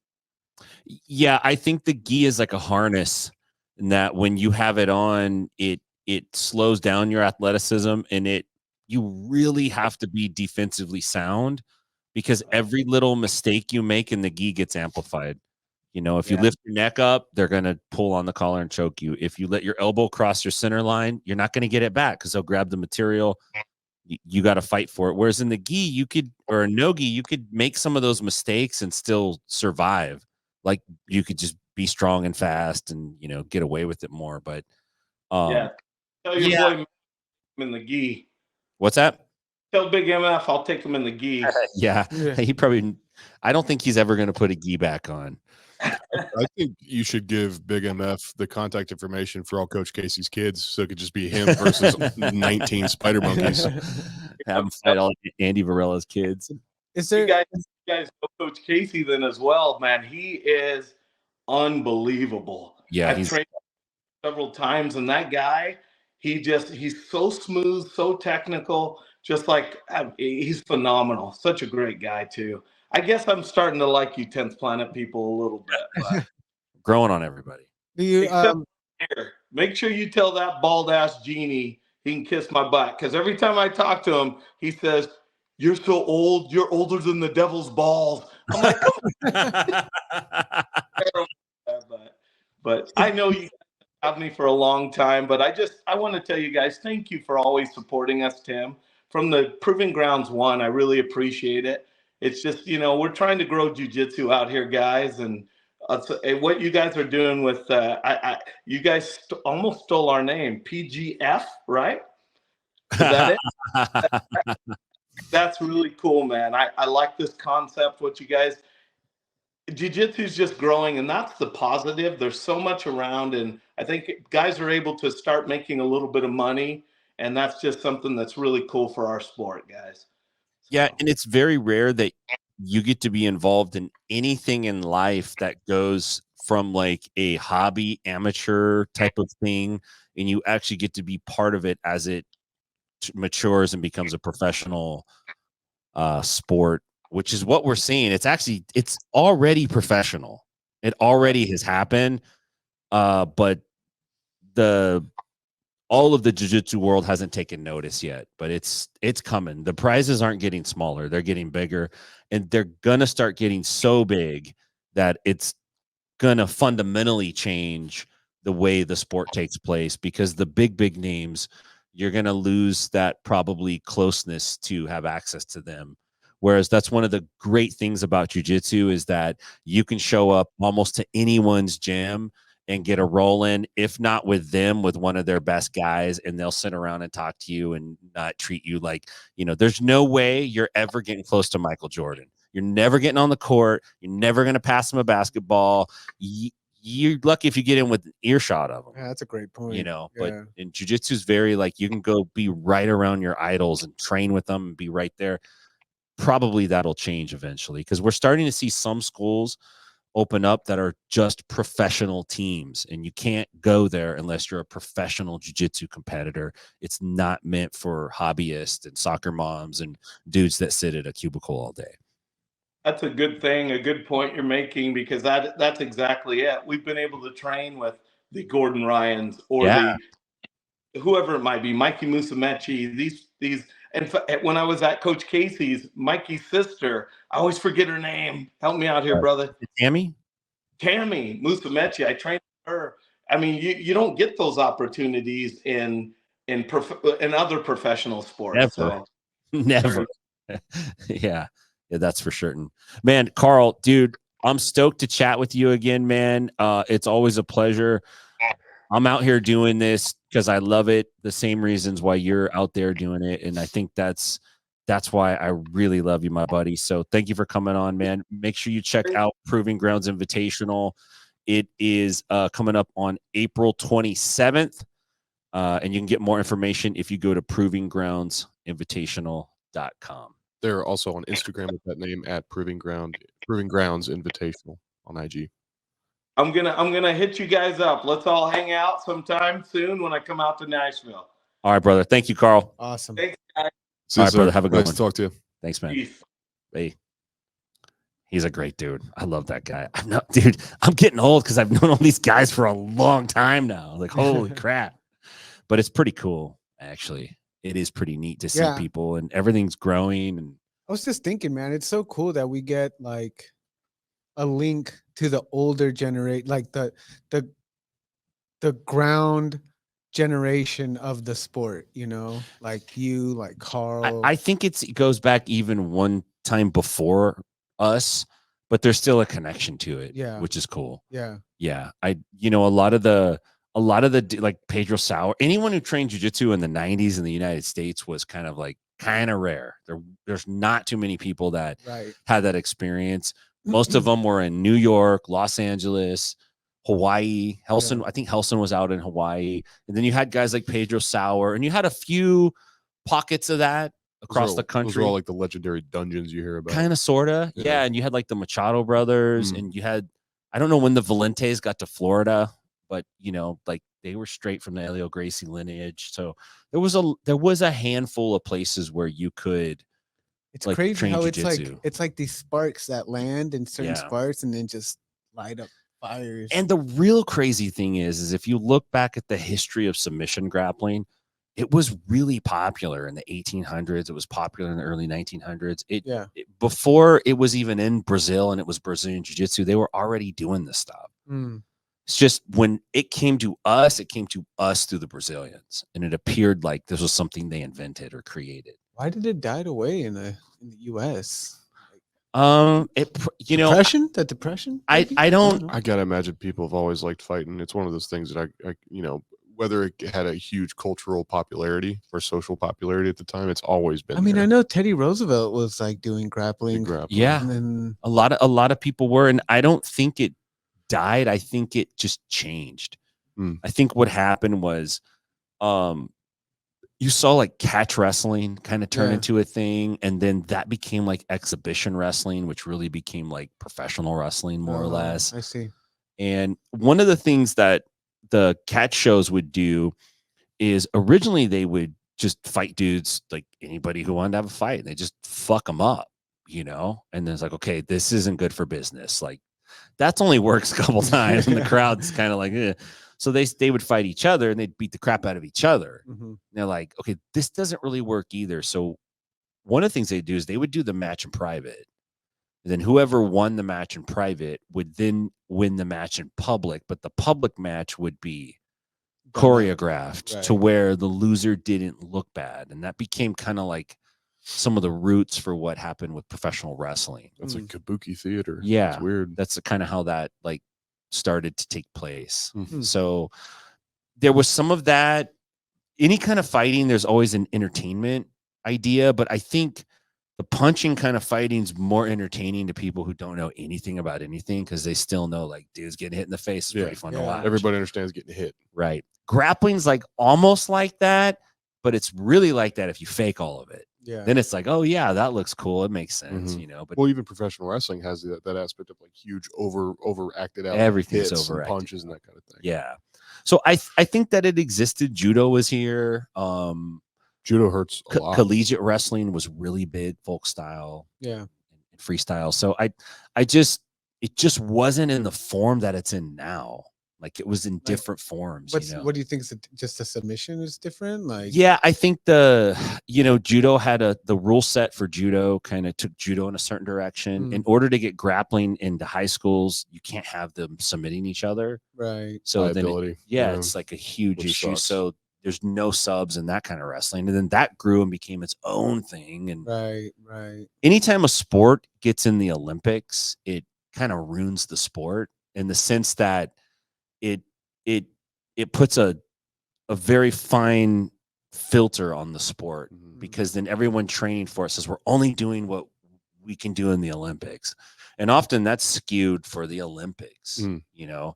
So it's game theory at that point. Yes, it's happened in wrestling. It's happened in judo. It happens. That's why there's point karate and taekwondo. It's because the Olympic rules are so geared a certain way that that's what these people are going to practice and they're going to do. That's a great observation. Even if that was to happen, not that we were discussing it getting in there, but even if that is to happen, I agree that the original purity of whatever we're talking about is lost once it becomes an Olympic sport. But like karate is a great one because you could look at. I encourage anybody to look at the difference between like point karate in the Olympics and then like Kyokushin. Oh, it's drastically different. Like fucking animals. Kyokushin, dude, will fuck your night up. It's rough. And there's like 7 other ones in Japan that are similar or like worse as far as contact goes. Any of the hard style karates are rough. One of the guys that we trained jiu-jitsu with, Eric Shingu, who was like had the brown belt. He was the Cesar Gracie brown belt. When I first started with like that whole Diaz brothers crew, I wasn't there very long, just like a short time period. And I jumped over to Eric Shingu's school, and he was a hard style karate, old school karate black belt dude who hit harder and kicked harder than anybody that I knew. Like your last name, legit savage, dude. If your last name sounds like a Japanese demon, I'm not fucking with you. He was a Japanese demon. Yeah, he still is. Shingu's a real bad motherfucker, dude. Yeah. He would just fuck up your day. Like he was a brown. This guy was a brown belt in jiu-jitsu in 2005 when I started. He had already been a brown belt for a while. What's really wild. Check this out. This is what's so crazy. That's nuts. Is he was under Cesar Gracie. Everyone in Stockton was under Cesar. Cesar and Half like kind of dominated Northern California. I see. And then Claudio França is another dude from Brazil who ended up in the Santa Cruz area, and he like runs that shit. And he started the US Open, eventually becomes the BJJ Tour. He's just tournaments all over the country now. It was those 3 guys, and everybody was like somehow traced back to one of those 3 guys. Most of Claudio's dudes stayed in like Santa Cruz, Monterey, like that part of California. Okay. Everyone out in Stockton, we were all from Cesar Half. Most of us were. So Eric was a brown belt with Cesar. And I don't know what the relationship was like. This is a long time ago. You know, I was a white belt. I didn't know anything about the way jiu-jitsu, anything worked. Yeah. All I knew was these guys were beating the shit out of me every time I went in to train. It was just bananas, dude. Yeah. Like painful, terrible, hard experience. And I had a lot of respect for all these dudes. Like they're just murdering everybody. So something happened between Eric and Cesar, And it was like the crew of guys I was with, we split off. We weren't even with Eric anymore, right? But Eric ended up getting his black belt from Kyotera before Kyotera was like a super crazy megastar guy, right? He's like one of the first dudes because Kyo came out kind of with Caesar. He was like working for Caesar or through Caesar or something, but Kyo kind of was training with Eric on behalf of Caesar. So Eric kind of got his black belt through him, which is crazy because I don't think anybody knew how amazing Kyle's career was going to be, you know? But yeah, Eric was a real deal, dude. Hard style karate. Just fuck your day up, dude. Royally. Real tough. And I mean, like how Carl was talking about that, like back in the day, just people were so like they're much more aggressive. Yeah. I mean, you wouldn't see something like a story like Karate Kid wouldn't make sense today, but it was probably a lot closer back in like the 90s. I don't know. People were probably fucking each other up. Well, I mean, everybody, I thought every Asian kid in school knew karate. Yeah. That might be a you thing. I thought that, I just assumed, you know, we were obsessed with like karate was when it came to, it was like boxing, wrestling. And then if it came to like martial arts, and that was karate, yeah, you know, that was the big thing. And everybody's mind was warped from all the 70s Bruce Lee movies. So, you know, I was born in 78. So in the mid 80s, Bruce Lee was on lock, on rerun, constantly on television, like Enter the Dragon. And that fucking thing played so much. Sounds like it could have been an elder god. Yeah, he was an elder god. But Chuck Norris was also a big deal. He had a bunch of martial arts movies, and he was a martial arts guy. So everyone wanted to do karate. Yeah. You know, Jean-Claude Van Damme and American Ninja and all this shit. We were all wanting to gork out on karate, dude. Like everyone wanted karate. Bloodsport is my favorite one from back then. And the guys were tough. People were tough, but they were like kind of not great fighters. It was hard to find people that were actually good fighters that understood how to fight. Right. There was a lot of tough guys. And there was a lot of, even back in the day in Stockton, there were dudes that, there was this big school called Moore's Karate, and they might even still be around out there. Like I remember that. They were kind of turned into a big chain. Yeah. And those guys would go around trying to fuck people up and like throw their weight around. There was a lot of dudes like that. That all got replaced. Like once guys started training jiu-jitsu, you know, that was it changed it. And then I think personally, the jiu-jitsu guys were always looking for a fight. They're still open. Yeah, Morris is probably still around. Oh, yeah, they're open at 10 o'clock tomorrow for class. There you go. Shout out Morris. They're probably teaching jiu-jitsu now. I feel like anytime my jiu-jitsu homies went out, they're just looking for it. They want it. It was like, we have a secret thing that you don't know about, and we know it's way fucking better than what you have. Yeah. And we wish a motherfucker would. That was kind of their attitude. Can you imagine the people that like went out and paid money to learn something like Dim Mak, the death touch? Yeah. And then like, you know, there has to be somebody that said, I know how to kill somebody by like, just touching a pressure point or something like that. And then they went and then out they got their knee blown out. And then they got their fucking teeth kicked in. Yeah. I had a guy tell me when I started that he couldn't do the takedown defense on me because it would kill me. So it's not even something. Because, you know, he said, well, I could stop a takedown. I was terrible at takedowns, by the way, but I knew enough to know, like, if I shoot in on you, he's going to kill me. I'm going to probably take you down. Yeah. You don't know what you're doing. Yeah. Gotcha. And you probably don't even know how to strike either. That was my assumption. So I kind of messed up here, though. When I started jiu-jitsu, I got so into that side of it that I thought all karate was fake. Yeah. Oh, you went the other way. I went the other way. Oh, and it wasn't until I actually got around Eric and realized that I didn't even know he was a karate dude for a while, a couple years before I realized, like, oh no, Eric is like way well known in the karate world, like not that well known in jiu-jitsu world at all. Yeah, I was like, oh shit, like okay, but I thought it was all bull crap. You know, I thought it was not real at all. And I think now people kind of realize that no, like there's some tough people out there, and your jujitsu, this jujitsu we train in here, it's good, it's fun, and you could certainly like do a lot with it, but you know, don't get it twisted. There's dudes that are hitting bags all the time, and they'll fuck you up if you don't know what you're doing. Like, yeah, back to the original point too. It's like a lot of those dudes, the older guys, come from. I showed up to class every day getting my shit kicked in. Yeah, they were tougher. It wasn't like let's have a nice class for everybody. You know, we're all. The context was always, what are you going to do if you get in a fight?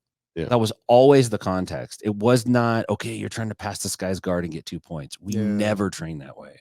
We never kept points. We had a round timer, but we never kept points. And it was always like, what are you going to do? I lean more that way anyway. That's how I'm actively thinking about it. And not to say that that's better or worse, but that's how I actively perceive it when we roll.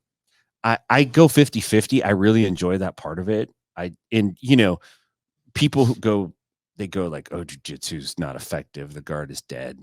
It's total nuts. If you go watch Brian Ortega's last UFC fight, the one he just won, he uses Gracie combatives in that match. Like I can walk through that video and point out the things he's doing and tell you the lessons to go watch. Like it's that he's doing it.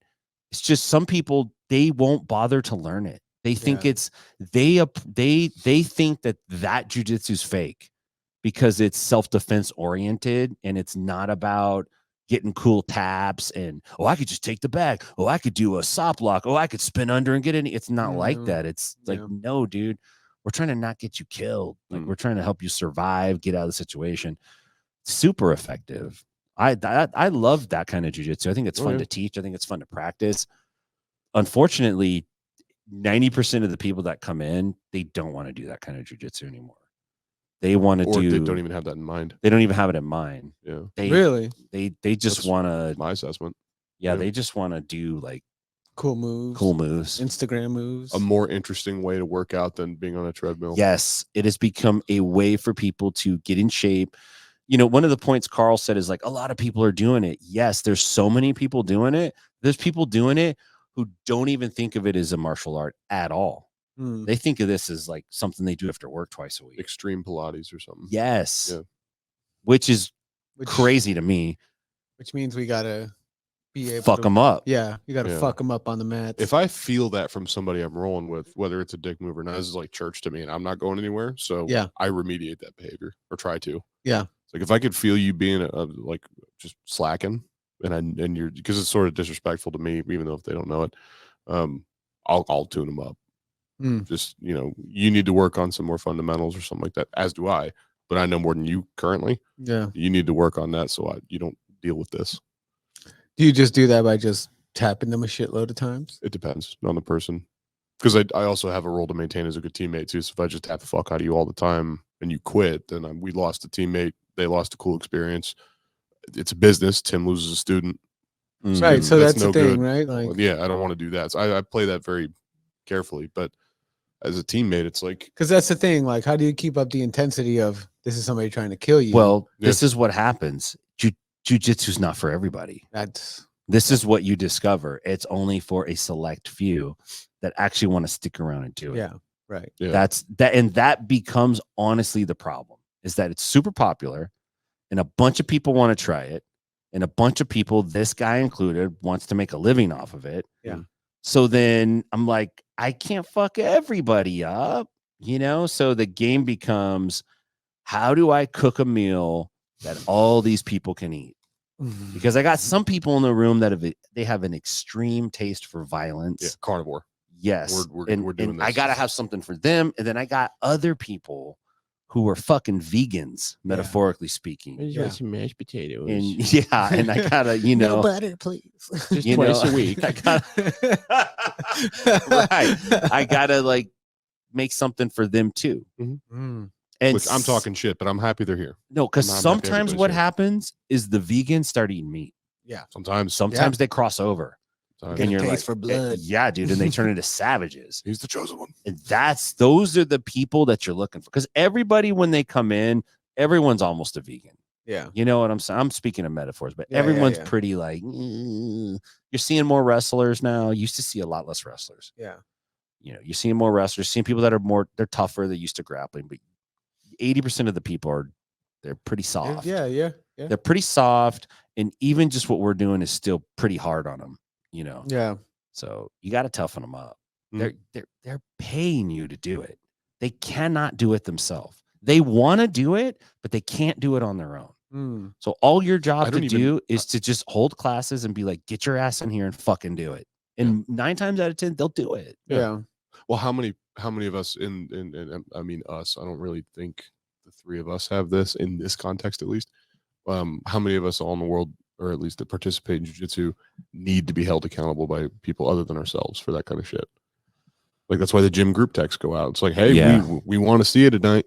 Just a reminder. Yeah. Don't sit on the couch for the 3rd day in a row. Come on in. You're paying X amount of dollars, and it's not like $20.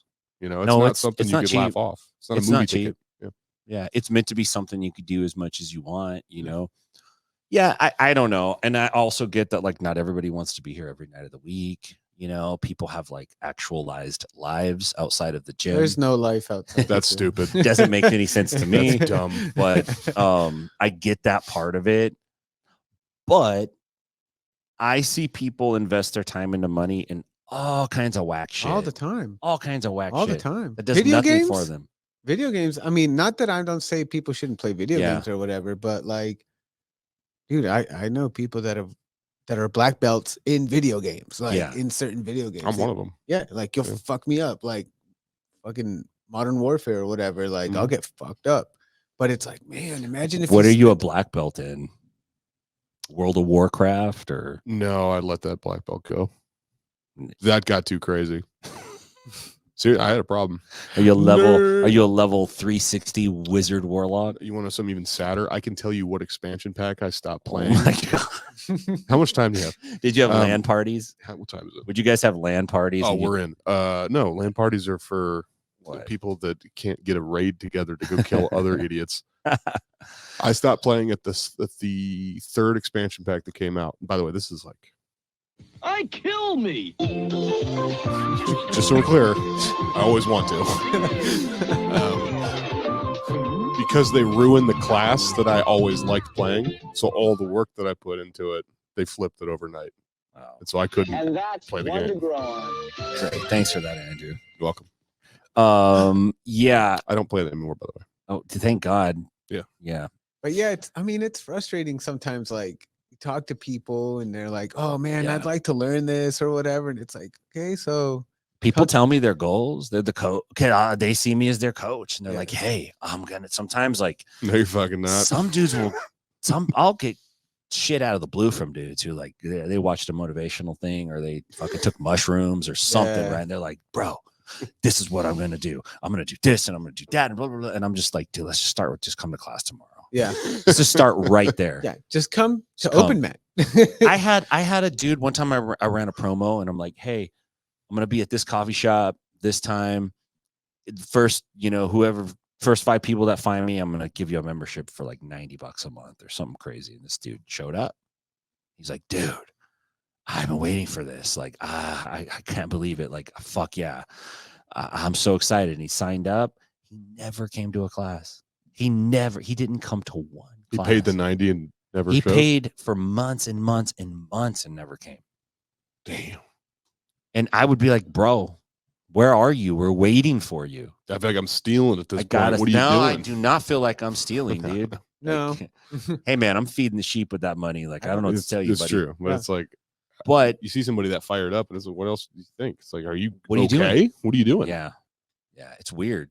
Yeah. A lot of times the people that are doing it are not the people talking about it. They're just the people doing it. Most of the time, the guys that are trying to dunk on everybody, the guys that are beating their chest and telling you what they're going to do, or what they could do or what they should do, they're usually always that guy telling you what they should or could do, But yeah, it's a hard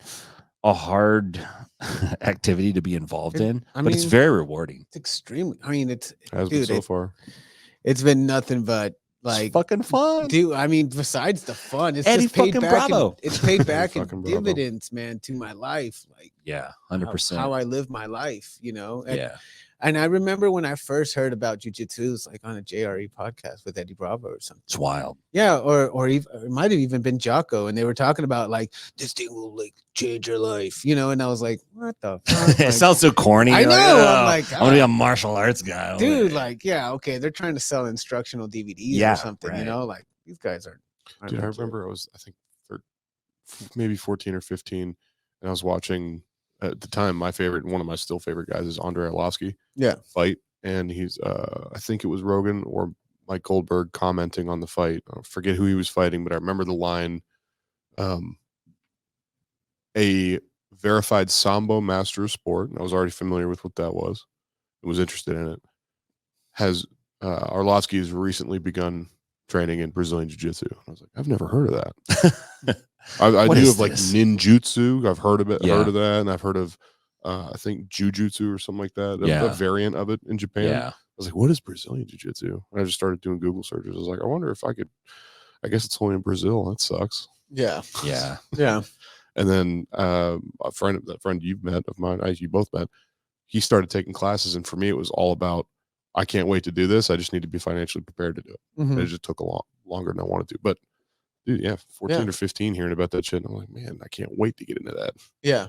BJJ lifestyle. That's right. I hated the Gracies the first time I seen Hoist. Right. We talked about this. Cheating. You thought he had ropes in his sleeves. I thought he was using a trick or a sleeve. Really? I thought maybe he had like a chemical agent on this him. motherfucker was Choke Copperfield. I thought maybe he had like some ether on a rag up his sleeve. I couldn't.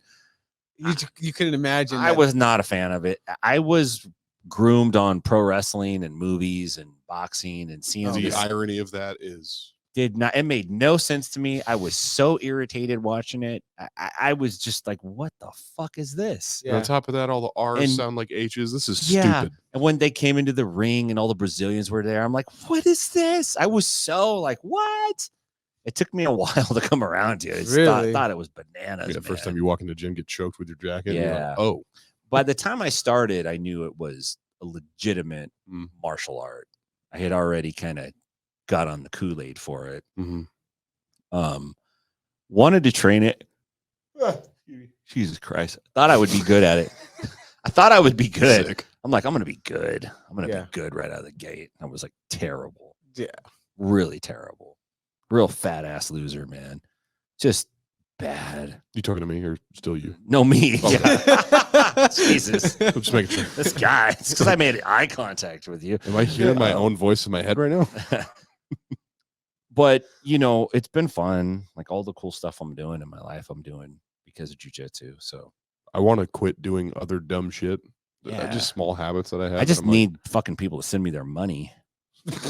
So what are you waiting for? Cash App at Inside BJ. Let's go. Okay, guys, I think we should wrap it up. Man. Think so? Right. Good show. Thank you, guys. I apologize for the technical difficulties. Sometimes that happens. Fix that. Just fucking run with it, man. I don't know. I mean, if Andrew was better of his job, we wouldn't have these technical difficulties. I agree. I'm removing myself from stage. Okay. Goodbye, everybody. Can you can you push the button? That's not the outro music, my friend. What's that one? Which one is it? You don't know. He pushed to return the thing back on. There we go.